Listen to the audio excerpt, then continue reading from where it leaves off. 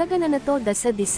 భారత ప్రభుత్వం 7 దశాబ్దాల తర్వాత చేపట్టిన జనగణనలో కులగణనతో విశ్వబ్రాహ్మణులకు దశ దిశ మారనుంది. రానున్న స్థానిక సంస్థల ఎన్నికల్లో బీసీ రిజర్వేషన్లు వర్గీకరణతో సహా ప్రభుత్వం అమలు చేస్తే గ్రామ పంచాయతీల నుంచి జిల్లా పరిషత్తులు వరకు పట్టణాల్లో, పురపాలక సంఘాల్లోనూ విశ్వబ్రాహ్మణులు ప్రధాన పార్టీల ద్వారా పోటీ చేసే అవకాశం లభిస్తుంది. తెలంగాణలో వృత్తుల పేరుతో గణన నమోదు. తెలంగాణ రాష్ట్రంలో వృత్తుల పేరుతో గణన నమోదు చేయడం వల్ల వృత్తులలో లేని వారిని ఏ జాబితాలో చేర్చారు? వారు విశ్వబ్రాహ్మణ జాబితాలోకి వచ్చినట్లు కనిపించడం లేదు. ఈ అనుభవాన్ని దృష్టిలో పెట్టుకొని ఆంధ్రప్రదేశ్లో ప్రతి ఒక్కరూ ఈ నమోదు ప్రక్రియలో విశ్వబ్రాహ్మణ గానే నమోదు చేసే విధంగా మన జాతీయులను చైతన్యం చేయాల్సిన అవసరం ఉంది. వృత్తుల పేర్లు బ్రాకెట్లో పెట్టినప్పటికీ ప్రధానంగా Vishwabrahmana B, C, B serial number 21గా నమోదు చేయడం వల్ల మాత్రమే ఖచ్చితమైన విశ్వబ్రాహ్మణ సంఖ్యా బలం నిర్ధారణ అవుతుంది. ప్రస్తుతం 1931 జనాభా లెక్కల ఆధారంగా రిజర్వేషన్లు అమలవుతున్న నేపథ్యంలో బీసీలుగా ఉన్న అనేక కులాలకు అన్యాయం జరుగుతూ వచ్చింది. భారతదేశ రాజకీయ వ్యవస్థలో రాజ్యాంగం ప్రకారం జనసంఖ్య ఆధారంగానే రాజకీయపరమైన వాటా, ఆర్థికపరమైన నిధుల కేటాయింపు జరుగుతుందనేది మన గ్రహించాల్సిన అంశం.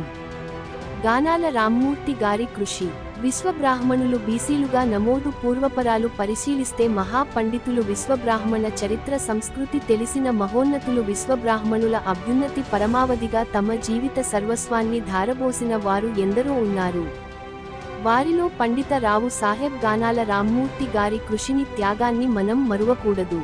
విశ్వబ్రాహ్మణుల అభివృద్ధి చెందాలంటే బీసీ జాబితాలో చేర్చడం తప్ప మరో దారిలేదు అని భావించిన విశ్వబ్రాహ్మణ శ్రేయోభిలాషులు మహాపండితులు గానాల రామ్మూర్తి వారిని ఆ కాలంలో రాజకీయ ఆరంగేటం చేయాల్సిందిగా ప్రోత్సహించడంతో ఆనాటి రాజకీయ వ్యవస్థలో ఆయన కీలకంగా మారారు. గొప్ప వైదిక సంస్కృతి, శిల్పకళా నైపుణ్యం, సంగీత, గాన మాధుర్యం, విజయనగర సామ్రాజ్య అధిపతుల ఆదరణతో ఇంటిపేరునే గానాలగా మార్చుకున్న పండిత వంశం నుంచి వచ్చిన గానాల విశ్వబ్రాహ్మణ చరిత్రను వేద వేదాంగాలు ఔపోసన పట్టిన మహాపండితుడు. స్వాతి చినుకు ముత్యపు చిప్పలో పడితో ఆణిముత్యం అయినట్లు చరిత్ర తెలిసినవాడే చరిత్రను సృష్టించగలడన్న సూక్తిని ఆయన రుజువు చేశారు.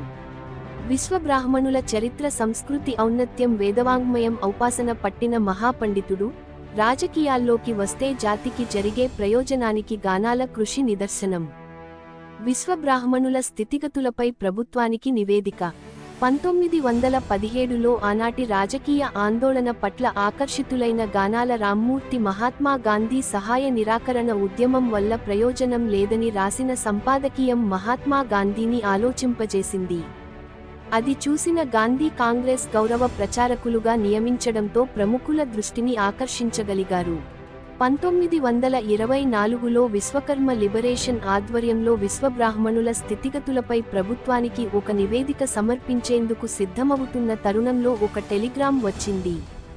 ఒక విషాద వార్త. తమ పెద్ద కుమారుడు విషజ్వరంతో బాధపడుతున్నాడని, పరిస్థితి విషమించిందని. కానీ ఆ వచ్చిన టెలిగ్రామ్ని పక్కన పెట్టి ప్రభుత్వాన్ని సమర్పించాల్సిన నివేదికను సిద్ధం చేశారు.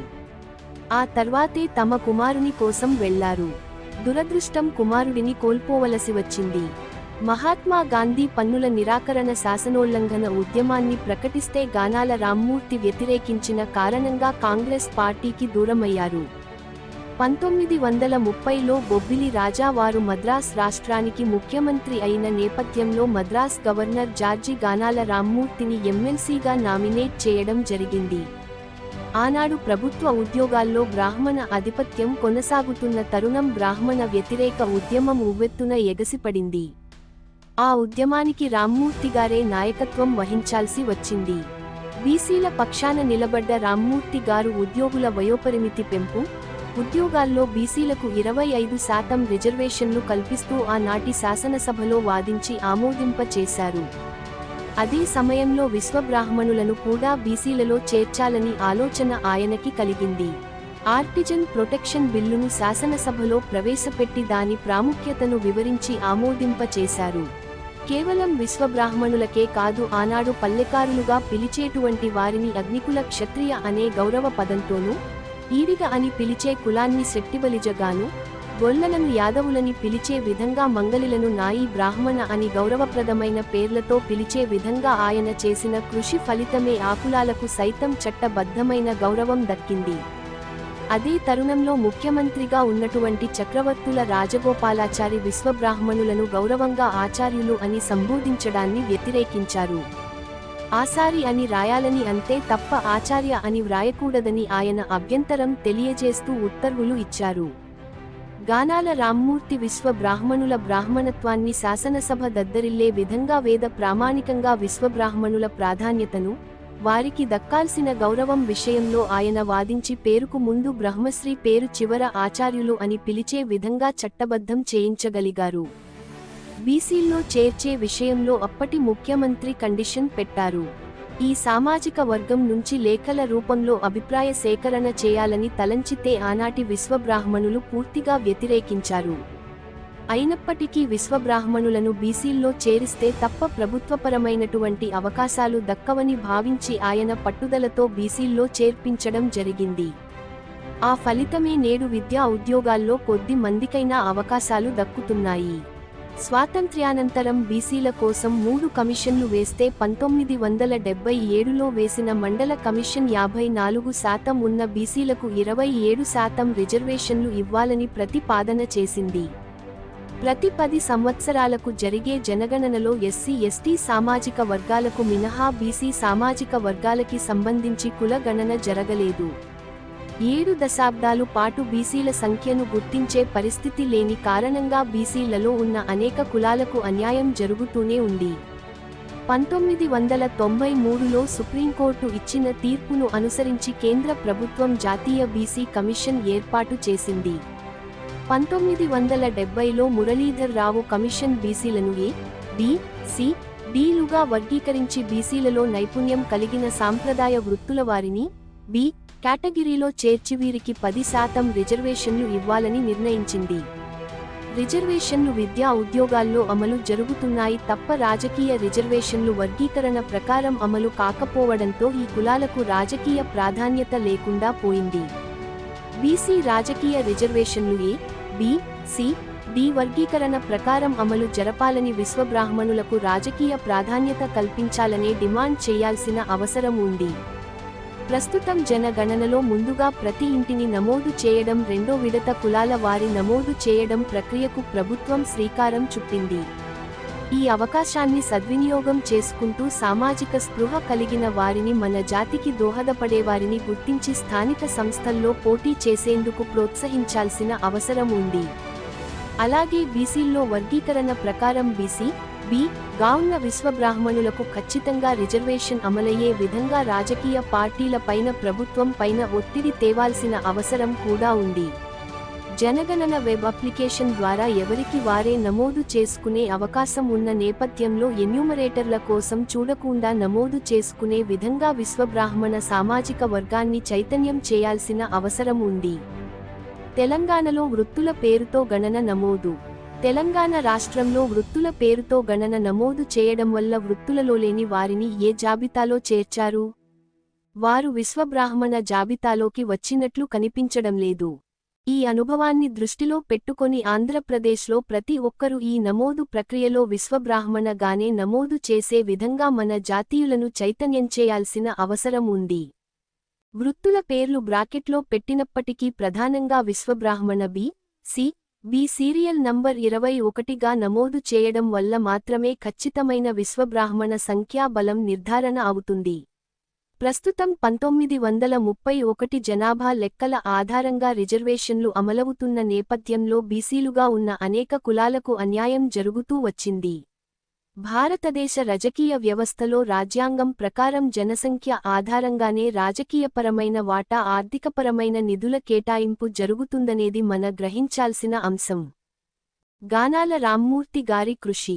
విశ్వబ్రాహ్మణులు బీసీలుగా నమోదు పూర్వపరాలు పరిశీలిస్తే మహా పండితులు, విశ్వబ్రాహ్మణ చరిత్ర సంస్కృతి తెలిసిన మహోన్నతులు, విశ్వబ్రాహ్మణుల అభ్యున్నతి పరమావధిగా తమ జీవిత సర్వస్వాన్ని ధారబోసిన వారు ఎందరో ఉన్నారు. వారిలో పండిత రావు సాహెబ్ గానాల రామ్మూర్తి గారి కృషిని, త్యాగాన్ని మనం మరువకూడదు.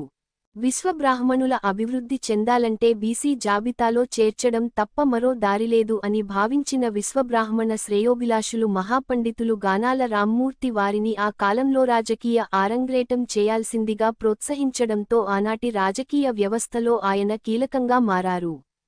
గొప్ప వైదిక సంస్కృతి, శిల్పకళా నైపుణ్యం, సంగీత గాన మాధుర్యం, విజయనగర సామ్రాజ్య అధిపతుల ఆదరణతో ఇంటిపేరునే గానాలగా మార్చుకున్న పండిత వంశం నుంచి వచ్చిన గానాల విశ్వబ్రాహ్మణ చరిత్రను వేదాంగాలు ఔపోసన పట్టిన మహాపండితుడు. స్వాతి చినుకు ముత్యపు చిప్పలో పడితో ఆణిముత్యం అయినట్లు చరిత్ర తెలిసినవాడే చరిత్రను సృష్టించగలడన్న సూక్తిని ఆయన రుజువు చేశారు. విశ్వబ్రాహ్మణుల చరిత్ర, సంస్కృతి, ఔన్నత్యం, వేదవాంగ్మయం ఔపాసన పట్టిన మహాపండితుడు. రాజకీయాల్లోకి వస్తే జాతికి జరిగే ప్రయోజనానికి గానాల కృషి నిదర్శనం. ప్రభుత్వానికి నివేదిక. 1917లో ఆనాటి రాజకీయ ఆందోళన పట్ల ఆకర్షితులైన గానాల రామ్మూర్తి మహాత్మా గాంధీ సహాయ నిరాకరణ ఉద్యమం వల్ల ప్రయోజనం లేదని రాసిన సంపాదకీయం మహాత్మా గాంధీని ఆలోచింపజేసింది. అది చూసిన గాంధీ కాంగ్రెస్ గౌరవ ప్రచారకులుగా నియమించడంతో ప్రముఖుల దృష్టిని ఆకర్షించగలిగారు. 1924లో విశ్వకర్మ లిబరేషన్ ఆధ్వర్యంలో విశ్వబ్రాహ్మణుల స్థితిగతులపై ప్రభుత్వానికి ఒక నివేదిక సమర్పించేందుకు సిద్ధమవుతున్న తరుణంలో ఒక టెలిగ్రాం వచ్చింది. ఒక విషాద వార్త. తమ పెద్ద కుమారుడు విషజ్వరంతో బాధపడుతున్నాడని, పరిస్థితి విషమించిందని. కానీ ఆ వచ్చిన టెలిగ్రాంని పక్కన పెట్టి ప్రభుత్వాన్ని సమర్పించాల్సిన నివేదికను సిద్ధం చేశారు. ఆ తర్వాతే తమ కుమారుని కోసం వెళ్లారు. దురదృష్టం, కుమారుడిని కోల్పోవలసి వచ్చింది. మహాత్మా గాంధీ పన్నుల నిరాకరణ శాసనోల్లంఘన ఉద్యమాన్ని ప్రకటిస్తే గానాల రామ్మూర్తి వ్యతిరేకించిన కారణంగా కాంగ్రెస్ పార్టీకి దూరమయ్యారు. 1930లో బొబ్బిలి రాజా వారు మద్రాస్ రాష్ట్రానికి ముఖ్యమంత్రి అయిన నేపథ్యంలో మద్రాస్ గవర్నర్ జార్జి గానాల రామ్మూర్తిని ఎమ్మెల్సీగా నామినేట్ చేయడం జరిగింది. ఆనాడు ప్రభుత్వ ఉద్యోగాల్లో బ్రాహ్మణ ఆధిపత్యం కొనసాగుతున్న తరుణం. బ్రాహ్మణ వ్యతిరేక ఉద్యమం ఉవ్వెత్తున ఎగసిపడింది. ఆ ఉద్యమానికి రామ్మూర్తిగారే నాయకత్వం వహించాల్సి వచ్చింది. బీసీల పక్షాన నిలబడ్డ రామ్మూర్తి. బీసీల పక్షాన నిలబడ్డ రామ్మూర్తి గారు ఉద్యోగుల వయోపరిమితి పెంపు, ఉద్యోగాల్లో బీసీలకు 25% రిజర్వేషన్లు కల్పిస్తూ ఆనాటి శాసనసభలో వాదించి ఆమోదింపచేశారు. అదే సమయంలో విశ్వబ్రాహ్మణులను కూడా బీసీలలో చేర్చాలని ఆలోచన ఆయనకి కలిగింది. ఆర్టిజన్ ప్రొటెక్షన్ బిల్లును శాసనసభలో ప్రవేశపెట్టి దాని ప్రాముఖ్యతను వివరించి ఆమోదింపచేశారు. కేవలం విశ్వబ్రాహ్మణులకే కాదు, ఆనాడు పల్లెకారులుగా పిలిచేటువంటి వారిని అగ్నికుల క్షత్రియ అనే గౌరవ పదంతోనూ, ఈడిగ అని పిలిచే కులాన్ని శెట్టిబలిజగాను, గొల్లలను యాదవులని పిలిచే విధంగా, మంగలిలను నాయి బ్రాహ్మణ అని గౌరవప్రదమైన పేర్లతో పిలిచే విధంగా ఆయన చేసిన కృషి ఫలితమే ఆ కులాలకు సైతం చట్టబద్ధమైన గౌరవం దక్కింది. శాసనసభలో గానాల వాణి ఉన్నటువంటి చక్రవర్తుల రాజగోపాలాచారి విశ్వబ్రాహ్మణులను గౌరవంగా ఆచార్యులు అని సంబోధించడాన్ని వ్యతిరేకించారు. ఆసారి అని రాయాలని, అంతే తప్ప ఆచార్య అని వ్రాయకూడదని ఆయన అభ్యంతరం తెలియజేస్తూ ఉత్తర్వులు ఇచ్చారు. గానాల రామ్మూర్తి విశ్వబ్రాహ్మణుల బ్రాహ్మణత్వాన్ని శాసనసభ దద్దరిల్లే విధంగా వేద ప్రామాణికంగా విశ్వబ్రాహ్మణుల ప్రాధాన్యతను, వారికి దక్కాల్సిన గౌరవం విషయంలో ఆయన వాదించి పేరుకు ముందు బ్రహ్మశ్రీ, పేరు చివర ఆచార్యులు అని పిలిచే విధంగా చట్టబద్ధం చేయించగలిగారు. బీసీల్లో చేర్చే విషయంలో అప్పటి ముఖ్యమంత్రి కండిషన్ పెట్టారు. ఈ సామాజిక వర్గం నుంచి లేఖల రూపంలో అభిప్రాయ సేకరణ చేయాలని తలంచితే ఆనాటి విశ్వబ్రాహ్మణులు పూర్తిగా వ్యతిరేకించారు. అయినప్పటికీ విశ్వబ్రాహ్మణులను బీసీల్లో చేరిస్తే తప్ప ప్రభుత్వపరమైనటువంటి అవకాశాలు దక్కవని భావించి ఆయన పట్టుదలతో బీసీల్లో చేర్పించడం జరిగింది. ఆ ఫలితమే నేడు విద్యా ఉద్యోగాల్లో కొద్ది మందికైనా అవకాశాలు దక్కుతున్నాయి. 27% రిజర్వేషన్లు ఇవ్వాలి. స్వాతంత్ర్యానంతరం బీసీల కోసం 3 కమిషన్లు వేస్తే 1977లో వేసిన మండల కమిషన్ 54% ఉన్న బీసీలకు 27% రిజర్వేషన్లు ఇవ్వాలని ప్రతిపాదన చేసింది. ప్రతి 10 సంవత్సరాలకు జరిగే జనగణనలో ఎస్సీ, ఎస్టీ సామాజిక వర్గాలకు మినహా బీసీ సామాజిక వర్గాలకి సంబంధించి కుల గణన జరగలేదు. 7 దశాబ్దాలు పాటు బీసీల సంఖ్యను గుర్తించే పరిస్థితి లేని కారణంగా బీసీలలో ఉన్న అనేక కులాలకు అన్యాయం జరుగుతూనే ఉంది. 1993లో సుప్రీంకోర్టు ఇచ్చిన తీర్పును అనుసరించి కేంద్ర ప్రభుత్వం జాతీయ బీసీ కమిషన్ ఏర్పాటు చేసింది. 1970లో మురళీధర్ రావు కమిషన్ బీసీలను ఏ, బి, సి, డిలుగా వర్గీకరించి బీసీలలో నైపుణ్యం కలిగిన సాంప్రదాయ వృత్తుల వారిని బి కేటగిరీలో చేర్చి వీరికి 10% రిజర్వేషన్లు ఇవ్వాలని నిర్ణయించింది. రిజర్వేషన్లు విద్యా ఉద్యోగాల్లో అమలు జరుగుతున్నాయి తప్ప రాజకీయ రిజర్వేషన్లు వర్గీకరణ ప్రకారం అమలు కాకపోవడంతో ఈ కులాలకు రాజకీయ ప్రాధాన్యత లేకుండా పోయింది. బీసీ రాజకీయ రిజర్వేషన్లు ఏ, బి, సి, డి వర్గీకరణ ప్రకారం అమలు జరపాలని విశ్వబ్రాహ్మణులకు రాజకీయ ప్రాధాన్యత కల్పించాలనే డిమాండ్ చేయాల్సిన అవసరం ఉంది. ప్రస్తుతం జనగణనలో ముందుగా ప్రతి ఇంటిని నమోదు చేయడం, రెండో విడత కులాల వారి నమోదు చేయడం ప్రక్రియకు ప్రభుత్వం శ్రీకారం చుట్టింది. ఈ అవకాశాన్ని సద్వినియోగం చేసుకుంటూ సామాజిక స్పృహ కలిగిన వారిని, మన జాతికి దోహదపడేవారిని గుర్తించి స్థానిక సంస్థల్లో పోటీ చేసేందుకు ప్రోత్సహించాల్సిన అవసరం ఉంది. అలాగే బీసీల్లో వర్గీకరణ ప్రకారం బీసీ, బి గా ఉన్న విశ్వబ్రాహ్మణులకు ఖచ్చితంగా రిజర్వేషన్ అమలయ్యే విధంగా రాజకీయ పార్టీల పైన, ప్రభుత్వం పైన ఒత్తిడి తేవాల్సిన అవసరం కూడా ఉంది. జనగణన వెబ్ అప్లికేషన్ ద్వారా ఎవరికి వారే నమోదు చేసుకునే అవకాశం ఉన్న నేపథ్యంలో ఎన్యూమరేటర్ల కోసం చూడకుండా నమోదు చేసుకునే విధంగా విశ్వబ్రాహ్మణ సామాజిక వర్గాన్ని చైతన్యం చేయాల్సిన అవసరం ఉంది.